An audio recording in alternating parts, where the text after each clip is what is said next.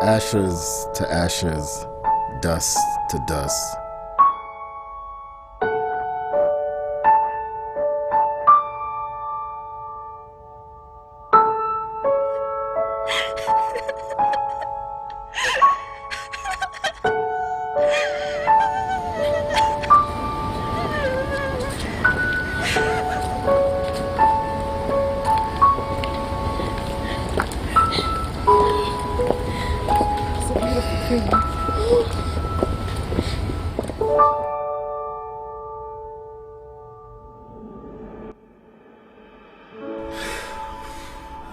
How are you, Tony? I'm okay, Dad. How are you? It's tough, man. Just gotta get through it. Gotta be strong. Junior, how are you, man? Junior. Junior, how are you, man? Junior, do you hear me? And I heard you. Just didn't think you'd ask me something so dumb.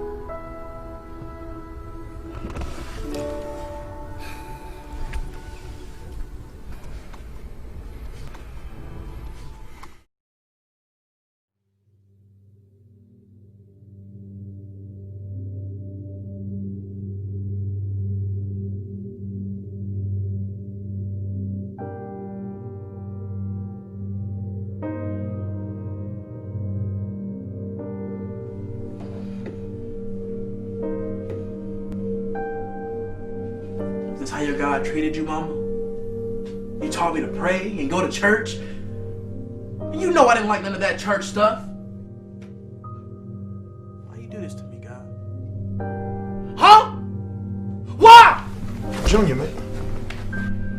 What's wrong, man? Tony. What's wrong with you? Tony, get out of my room before I snap your neck. Forgive me, man. Junior, I just care about you, man. Mama wouldn't want this, bro. Say something else about me.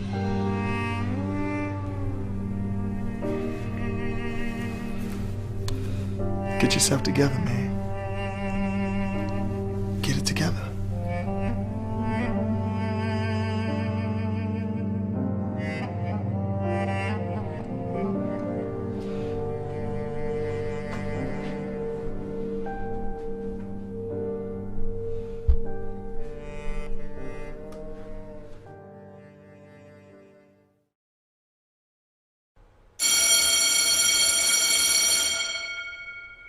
All right, so 63, turn to page 63.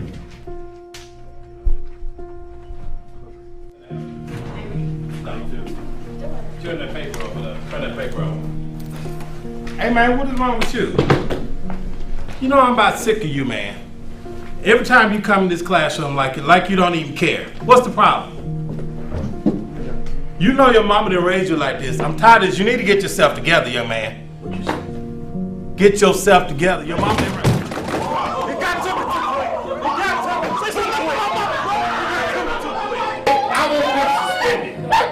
Hey, don't even come back in class.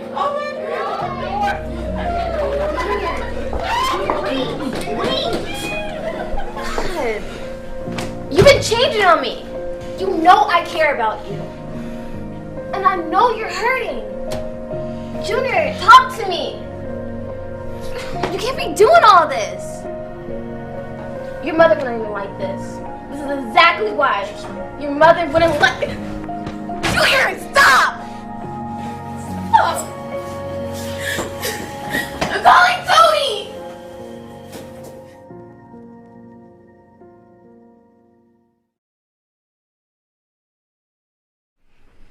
Yo. He did what? Are you serious? What did my brother put his hands on you? What is wrong with this dude, man? I swear I don't understand what is happening. Hold on. So, what is wrong with you? Yeah, you. What are you? You a man now? You putting your hands on your woman now? Yo, come put your hands on me. What's up, man? Let's go. What do you want to do? What do you want to do, man? What are you supposed to be, boy? I told you to get yourself together. I know you didn't just, man. What? What? No. Huh? Huh? me, boy. I'm sick of you, Junior.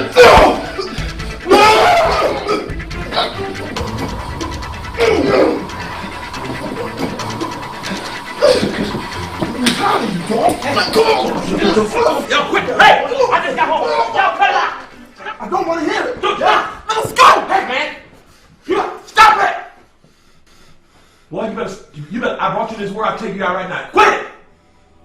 Stop right now. No, man! Come back here, I'm talking to you, boy. Let him go. Come back here, I'm talking to you, boy. Let him go, Daddy.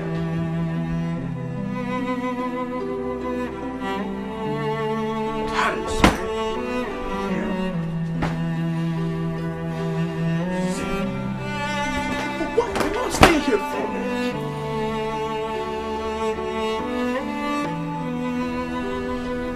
Nah. Let's go.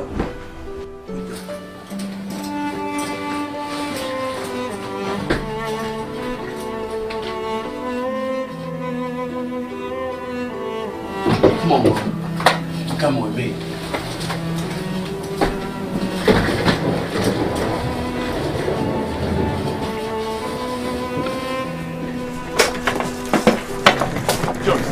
Junior, hey, I don't want to hear it, man. Listen, son, calm down, man. I know you're angry. I'm angry, man. We're all angry. I'm angry with myself. I'm angry with God. I know you're angry, but you don't have to leave, man. Calm down. This is your home, man. I can't make you stay. I don't want you to go. I'm not. Okay. Oh, listen. Your mom wouldn't want this, but if you gotta go, hey, here's your car. Take your car. This is yours. Take your car. I've been saving for you since you were a kid. Here's your credit card. Just be safe. Just take care of yourself, man. I don't want you to leave, but you're my child. I can't take it. Just take it, man. If you gotta go, take it. And you don't have to do this, Junior. This is your home, man. Junior, don't leave, man. This is tough, man. Don't leave. I know you're angry. Please don't leave. We need you here, man.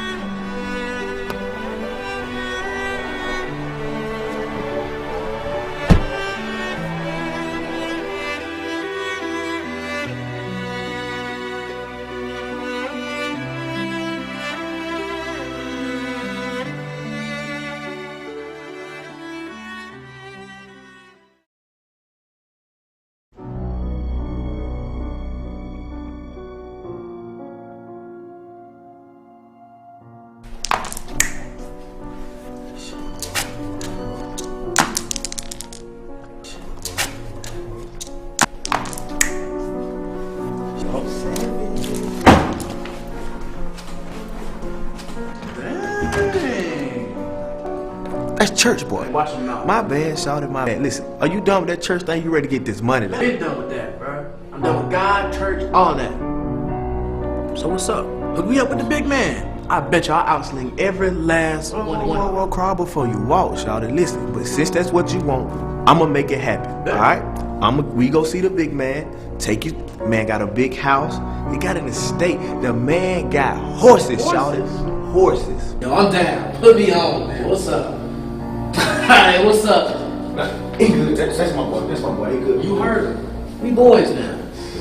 Alright? Cool. Alright, y'all. Alright.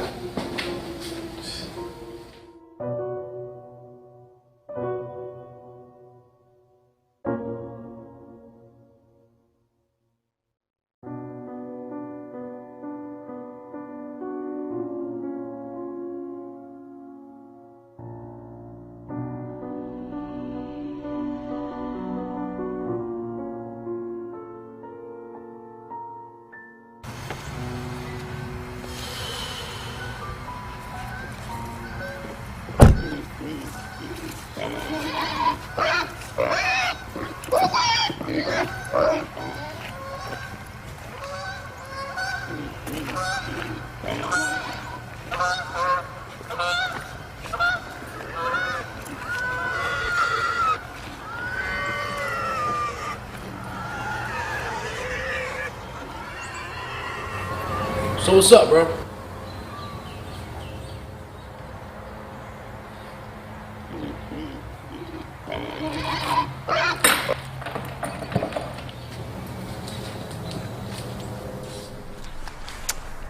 We need to get something straight. We're not friends. We're not boys. You work for me. You're no different than my pigs, and I've known them longer than you. I think Rose made a mess.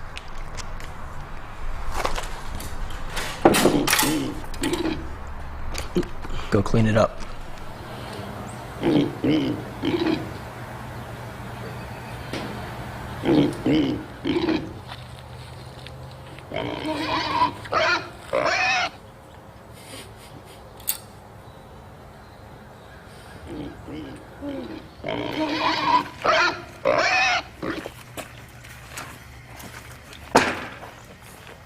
Been here a long time. Welcome.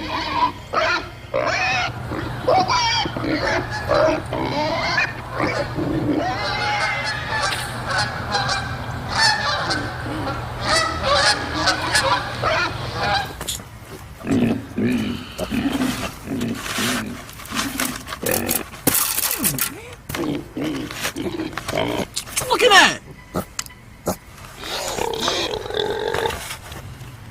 Leave on.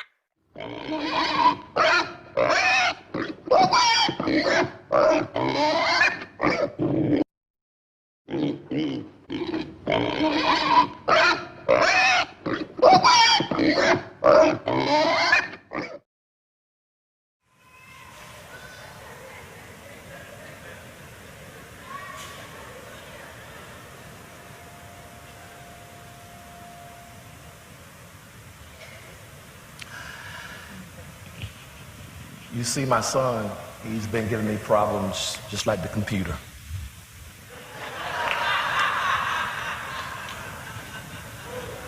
I don't want you to make the mistake of thinking his narrative is not biblical. Just maybe never seen it presented this way. Our story is found in Luke chapter 15. Jesus tells our story. Tells a story about me as a father and my two sons. Sometimes you see him, he's called the prodigal. But when you think about it, he's really not the prodigal, because the word prodigal means lavish. It means extravagant. It means bountiful. The truth is, he's really selfish. It's the father that's prodigal, that's lavish and bountiful with love and acceptance, unconditional love. Many people often talk about Junior, my youngest son, how he decided to be grown and make his own decisions and be disrespectful. They talk about how he was disrespectful to his oldest brother, didn't wait for proper Jewish protocol, because protocol was the oldest son was to leave home first, and then the youngest one would leave second. But Junior somehow breaks proper Palestinian and first century protocol, for he decides he wants to leave first, even before the oldest had not left. But I want you to do something very, very carefully. Don't point the bony finger of scrutiny and accusation at him, because so often people have a tendency to find fault with the person's ways. But don't ever find fault in a person's ways and their ways if you've never felt their wounds. What you saw on the screen, you saw him acting out. You saw his actions. But unfortunately, we have a tendency to judge people by their actions, which is simply the fruit of a thing. And we love to criticize the fruit, but we do a poor job in analyzing the root. Kids, people just don't act out typically. What you see outwardly is a reaction to something that's going on inwardly, and those things are sometimes concealed. If you're not careful, if I'm not careful, we can look at people and how they act and how they malfunction and condemn them and put them in hell, not knowing, brothers and sisters, behind every reaction there's an action. The problem that Junior has is because there are some inconclusivities in our story, because Jesus didn't tell much about Junior's mother. As a matter of fact, he mentions a whole lot of people in the narrative. He mentions a servant. He mentions people of the far country that he connected with. He mentions me. He mentions his brother. But you will never see where Junior's mother is mentioned, which is strange because Luke tends to talk about women more than any other gospel writer. So why would Luke not include his mother, and Luke talks about the role of women and children more than any other biblical writer? Why would he omit his mother in the narrative? She's never mentioned. We took some homiletical liberty in this presentation to suggest that she was absent from his life. That maybe Junior had to say goodbye to his mother prematurely. And some of you can relate to that. You can relate to when things happen abnormally. Luke gives us an abnormal text. What happens when something has been taken from you prematurely and it feels abnormal? What happens when it's proper for your mom to be there when you graduate from high school, your mom to meet your wife, your mom to kiss the grandchildren? What happens when all of that stuff that's normal, that you expect to happen, does not happen? What happens even when your mother is taking you to church and told you to ask and it shall be given, and seek and you'll find, and knock, the door shall be opened? Junior, along with his brother and his mother and I, would go to Sabbath school, and he heard about the power of prayer. He heard Jesus talk about that. But what happens in your life when you prayed for something to happen and the thing you prayed for doesn't manifest? That can have a dire effect on your faith as a young man. When you were believing that God would give you the desires of your heart if you just ask for it in faith, the Bible says you have not because you ask not, and we come bold before his throne. So what happens when you've asked and you sought and God still does not answer the prayer the way you want it to be answered? That can have a negative effect on your faith. And Junior was in a bad predicament because not only is he mad with us, maybe he was mad with me as a father. Maybe he was upset because I was not as present as I should have been. Maybe he was upset with me because I prided myself in having money to pay the bills, not realizing that kids, by the time they're 18, will forget most of what you bought them, but they remember 80% of the time that you spent with them. Was he upset? Was he upset because he felt that I favored his brother more than him? What's really going on in his life? Maybe he feels alone and isolated. And now he's trying to get past his wounds, and you would know that now he has some stress triggers. That every time something is touched, there's a soft spot in Junior's life. When you notice, whenever his mother's name is mentioned, something triggers in him. There's a spot that keeps being hit and it's irritated. Even if he's trying not to think about it, somebody, whether it's a teacher, the father, his girlfriend, his brother, what happens when people know that there's a button that brings out the worst in you? And that tough spot that you don't want nobody to hit, they keep hitting it emotionally. And every time you face it, you're dealing with suffering. And then people often say he should be wrong for leaving home. But have you ever thought about maybe home was a painful place because of what it reminded him of? Have you ever thought about every time he went into the front door or looked in the living room or the kitchen that maybe his mind was so focused on his mother that he lives in a perpetual place of grieving because the place he lays his head is a constant reminder of what he lost. What happens when you've been hurt by something and you want to get away from it, but you got to live in the place that reminds you of the most devastating pain you ever had? Is it really wrong for him to want to get away from something that takes him in depression? Should we blame his psychosis for wanting to see a new scenery? Or is Junior like a lot of people in this house who prefer to stay in things that make them miserable, even though it puts no hope in their trajectory, it takes them to another level? Sometimes people stay in relationships that keep irritating them, that causes them pain, and they know it's not going anywhere. But it's better for them to stay in a place of pain and try something new. Can you really fault him for wanting to get that out of his mind and get that out of his vision? Every time he drives or goes into the bathroom, that he has a constant reminder of the most painful thing in his life. What do you do when every day you're confronted with pain and you cannot avoid it? Is that what I heard Rashawn Salam did recently? One of former Heisman Trophy winners who played with the Chicago Bears, who was discovered died a couple of days ago, but yet it was discovered that that young man at the age of 40 took his life through suicide.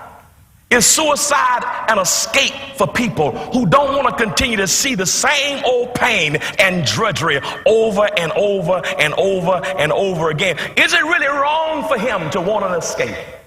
Now, I know there's some saints and some real spiritual folks here who just say you just fake it till you make it and pray your way through it and God will make a way. I know there's some folk in here who believes you just throw a scripture and a prayer at every malady and shake it off, spin around 3 times and name it and claim it and blab it and grab it and call it and haul it, and all your pain will be eliminated. But I came to tell you, you can be in church and love God and find yourself at a crossroads where you're facing something that's so debilitating.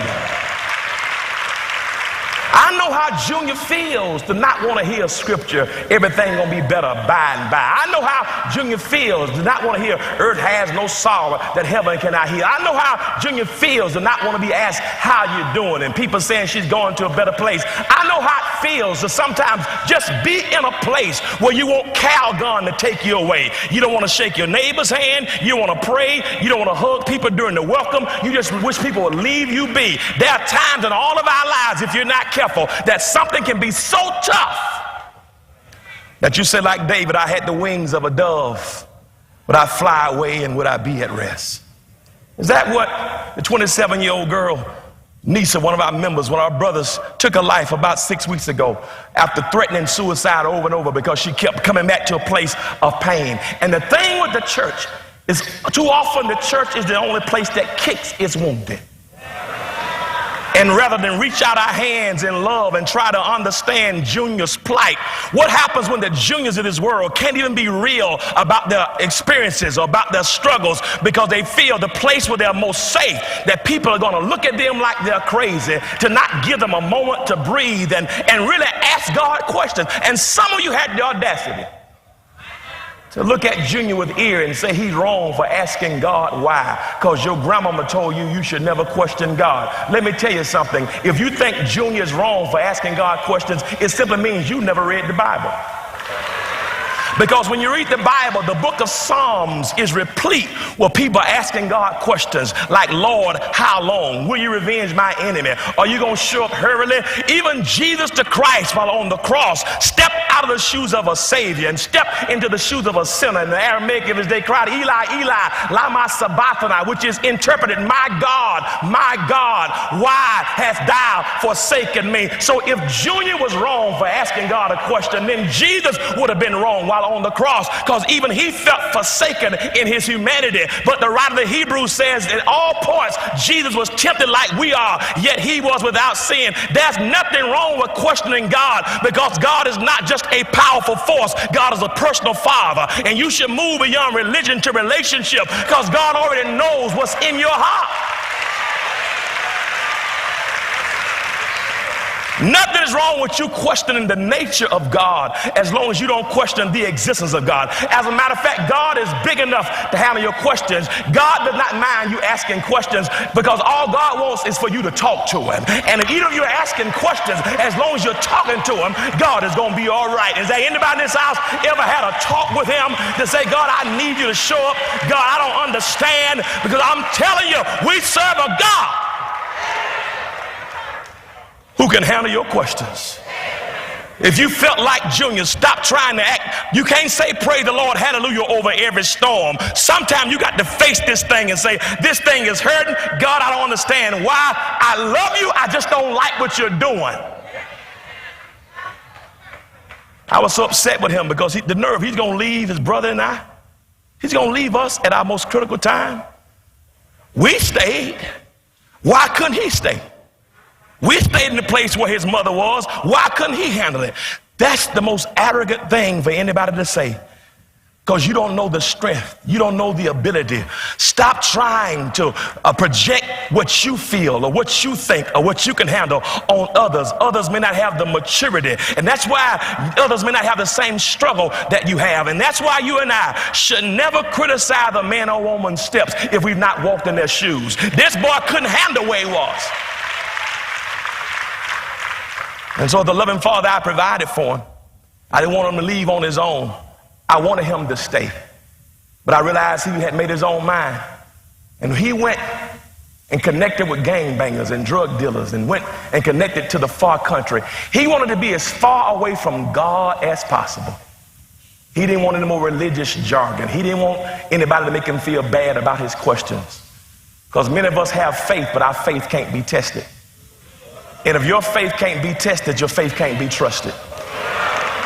Junior wanted to get away from church. He wanted to get away from the preachers. He didn't want to be fake and phony, going through all the highfalutin stuff in church. He wanted a season to find himself. And here's the problem, because Junior's life, he came to church and followed God because of what I put in him and what his mama put in him. But now Junior's at a crossroads.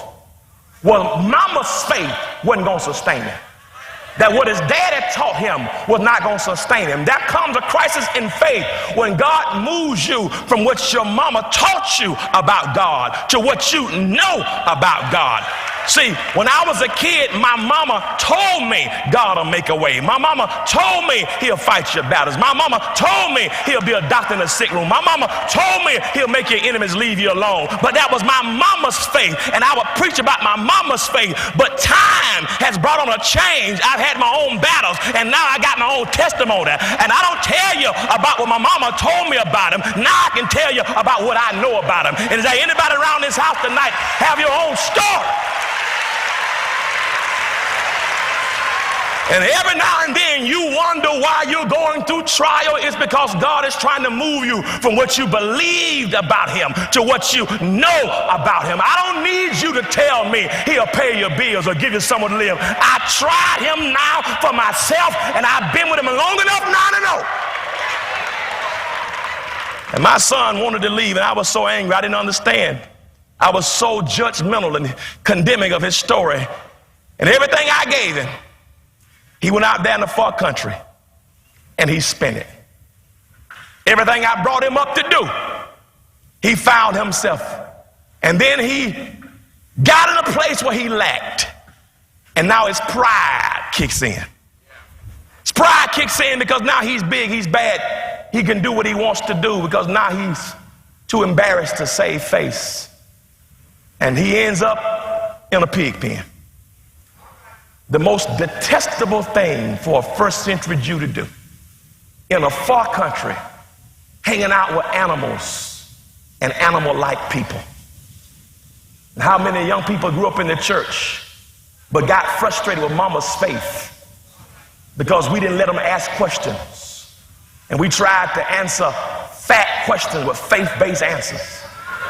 And they got sick of us faking and not being real. They got sick of us serving them hot dogs and potato chips on Youth Sunday and calling it youth ministry. They got sick of us acting like we've never had struggles with sex, or we've never smoked weed, or they got sick of us not being real and couldn't identify, and went out to a far country where people could understand their narrative. And now he finds himself with people that he was not raised because we didn't understand his struggle. And now he finds himself in a pen with animals, with a messy situation. But what's really deep is Junior is in a pen that appears like it's enclosed. You would think that he's in a place of bondage and captivity. But the reality is, Junior is in a pen, in a cage, in a gate that has no lock.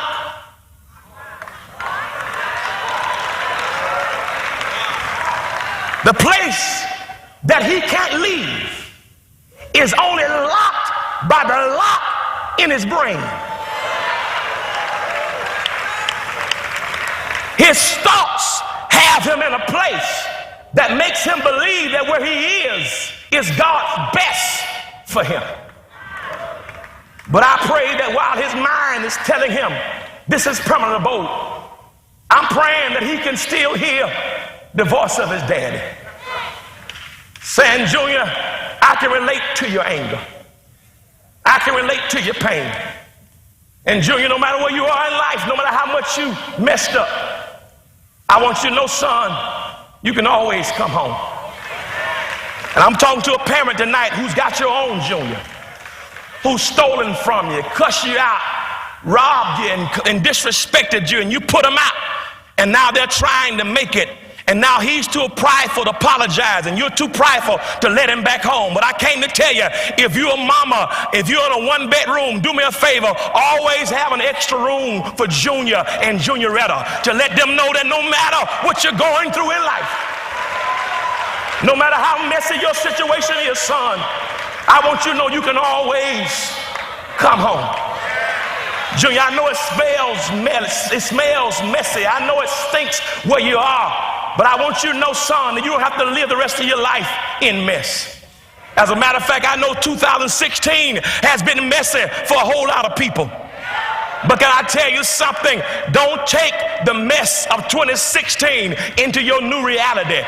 You got to make sure your mind is not locked up by what has happened in your past.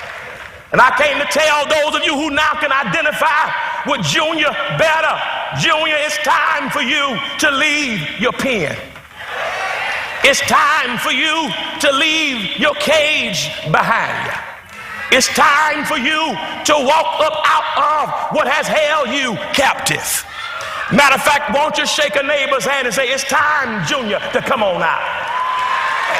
And maybe there are some other juniors around this room tonight who find yourself in a precarious predicament. But I came to tell you, my God, you got 3 more minutes to leave the messy pen of 2016.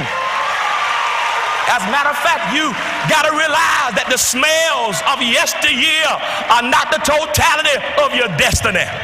Because God has some more stuff for you around the corner. I don't care if you smoke dope. I don't care what your orientation is. I don't care if you've been divorced. You could be high right now. But the good news is it's time for you to leave your cave. And I'm so glad that Junior left his cage and he ran back home because he recognized that Daddy has room for him in his house. I got to close him now, but I'm so glad that somebody else in this house is ready to walk out of your smelly pig pen. As a matter of fact, why don't you shake a neighbor's hand and say, neighbor, whatever you've been going through, tonight is your night to leave the smells and the mess behind you. Leave messy people behind. Leave messy situations behind. And if you leave that and walk into new life, can I tell you something? God got something better around the corner. I'm going to take the next 60 seconds and in the spirit realm start walking out of the hell I've been through. When my mama died, it was a messy situation. When Danny died, it was a messy situation. When Suge died and Corey had a stroke, it was a messy situation. But I made up in my mind that mess was not gonna get in me. And I came tonight to tell somebody, oh, magnify the Lord with me. Let us exalt his name together. Do me one favor, shake a neighbor's hand and shout, neighbor, it's your time to understand your breakthrough. It's your time to understand your victory. It's your time to understand you survived the worst of times. And now it's time to walk into your season. I wish I had somebody who can give God some praise right there. Give God praise because hell didn't destroy you. Give God praise because the weeping has come to an end. Give God praise because the enemy thought he was going to kill you. But hold your chest out and shout, devil, you should have killed me when you had a chance. You messed around and let me make it to January the 1st, 2017. And because I made it, I can shout this morning, weeping.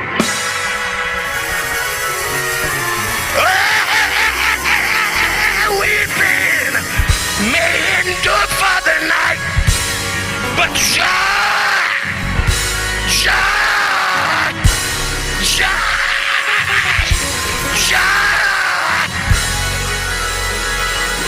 Touch 3 people and tell them, leave the mess behind you. Come on, touch 3 people and shout, leave the pen behind.